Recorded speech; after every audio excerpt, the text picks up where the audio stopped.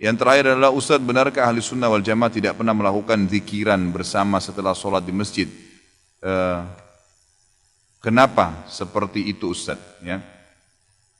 Jadi yang saya tahu, Allahu a'lam, memang Abdullah bin Umar menyebutkan dalam riwayat bahwasanya saya mengetahui sholat di masjid Nabi SAW sudah selesai dengan saya dengarkan suara zikir mereka. Dengan saya dengarkan suara zikir mereka, maksudnya Nabi dan para sahabat. Jadi di zaman Nabi SAW itu zikir habis sholat bersuara sebenarnya, bersuara. Tetapi tidak dilakukan secara bersamaan. Gitu loh. Jadi misal Nabi SAW lagi baca ayat kursi, sahabat sana lagi baca Al-Ikhlas, sahabat sana lagi baca Al-Falaq, yang sana lagi baca Subhanallah 33, dibebaskan oleh Nabi SAW. Itu yang ada dalam hadis. Tapi suara mereka terdengar, gitu kan. Kalau ada sekarang orang lebih memilih zikir dengan tidak mengeluarkan suara, gitu kan, mungkin hanya dia saja yang dengar, itu adalah termasuk adab sebenarnya. Adab dan tata kerama agar orang-orang tidak terganggu dengan dia. Tapi intinya disunnahkan, boleh saja orang mengeraskan suaranya dalam zikir habis sholat ya, tidak ada masalah. Ya, kita lihat kalau selama saya pernah di Saudi 7 tahun, setiap saya sholat di masjid-masjid yang ada di dekat-dekat rumah masyarakat, pas saya habis sholat mereka pada baca la ilaha illallah, ada yang baca subhanallah, baca ayat kursi, tapi masing-masing secara individual. Karena membaca secara serentak berjamaah ini, itu butuh panduan, butuh tuntunan dari Nabi SAW. Apakah Nabi SAW pernah menuntunnya? Yang kita temukan malah yang ada adalah riwayat Abdullah bin Mas'ud radhiyallahu anhu. Abdullah bin Mas'ud mengatakan pada saat dipanggil oleh Ubay bin Ka'ab, dan di situ ada beberapa tabi'in yang lagi berzikir, yang pimpinannya mengatakan subhanallah, anak-anak semua murid-muridnya mengatakan subhanallah, gitu kan, sambil mereka memegang batu dan memindah-mindahkannya. Maka Ka'ab bin Malik mendatangi rumah Abdullah bin Umar berkata, wahai Abdullah bin Umar, kalau kau lihat ini pasti kau tidak suka.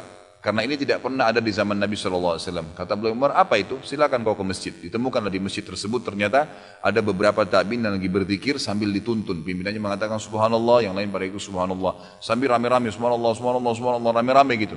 Kata Abdullah bin Umar pada saat masuk, wahai kaum ini segelintir orang, apakah kalian tidak khawatir azabnya Allah turun? Kaget Abdullah, orang-orang itu pada kaget. Ada apa wahai Abdullah bin Umar? Apa yang kami lakukan? Kami sedang berzikir kepada Allah. Bagaimana bisa azabnya turun? Apa kata Abdullah bin Umar? Fahami pendapat beliau. Ini sahabat Nabi, gitu kan? Yang terkenal dengan sahibut ta'assi. Orang yang paling fanatik dengan Nabi SAW, Abdullah bin Umar radhiyallahu anhu. Jadi apa saja dikerjakan oleh beliau, semua yang Nabi kerjakan gitu. Beliau mengatakan, sungguh bajunya Nabi SAW masih bisa dilihat dan dipakai. Artinya Nabi ini baru meninggal, bajunya aja sekarang masih ada. Panci-pancinya masih bisa dipakai, rumahnya masih bisa dihuni. Kalian sudah berani melakukan apa yang Nabi kalian tidak contohkan, gitu kan?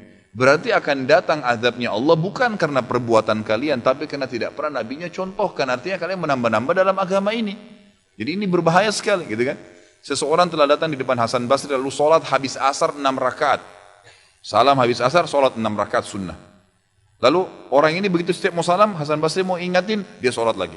Begitu selesai 6 rakaat langsung ditahan sama Hasan Basri. Katakan, kenapa kau sholat habis asar?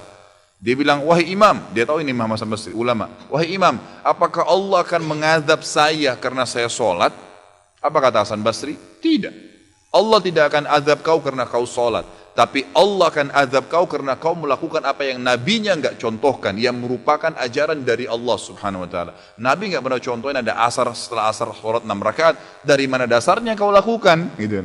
Jadi termasuk dosa itu kalau melakukan apa yang Nabi SAW tidak lakukan. Dan kita cap itu bagian daripada agama. Seakan-akan kita masukkan ajaran baru di agama Islam yang sudah sempurna. Allah bilang dalam Al-Ma'idah, Al-yawma akmaltu lakum dinakum. Kata-kata akmaltu, saya sudah sempurnakan agama kalian. Kata ulama, Ibnu Katsir mengatakan dalam tafsirnya, ini dalil nyata Nabi Muhammad SAW sudah menyampaikan semua ajaran agama Allah. Dan juga setiap muslim tidak perlu lagi menambah sekecil biji sawi pun dari ajaran agama ini. Cukup dengan yang ada saja, selesai. Maka kita tidak ada lagi masuk ke syubhat, tidak ada lagi masuk ke ragu-raguan. Lakukan apa yang sudah diperintahkan saja, titik. Maka itu akan membawa kita insya Allah ke dalam surga Allah SWT. Mungkin sampai sini ikhwas sekalian, dan sekalian saya bahasakan kalau saya Rabu depan tidak bisa hadir, kita liburkan sekali pertemuan karena saya lagi bimbing umrah mulai besok subuh insya Allah, dan balik nanti tanggal 4 Januari. Jadi insya Allah 2 pekan dari sekarang baru kita ketemu lagi. Mungkin begitu dulu, kalau ada benar dari Allah, kalau ada salah dari saya mohon dimaafkan. Subhanakallahumma bihamdika asyhadu an la ilaha illa anta astaghfiruka wa atubu ilaik. Wassalamualaikum warahmatullahi wabarakatuh.